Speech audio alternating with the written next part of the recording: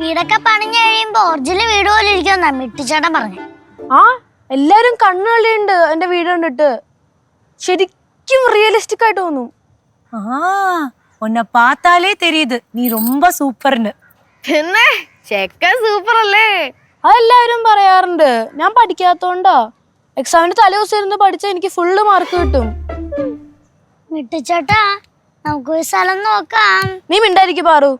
ഞാൻ ഒരു പ്ലാൻ വരയ്ക്കട്ടെ ഫസ്റ്റ്. അപ്പൊ മോന് വരയ്ക്കാനും അറിയാവോ? പിന്നെ വരയ്ക്കലാണ് എന്റെ മെയിൻ ഹോബി. അപ്പൊ പാറു പ്ലാൻ വരയ്ക്കാം.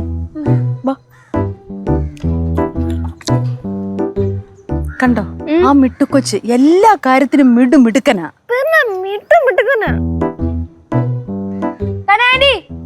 കനാൻഡി സ്പെഷ്യൽ മോഡൽ റെഡിയാക്കി വെക്കോ?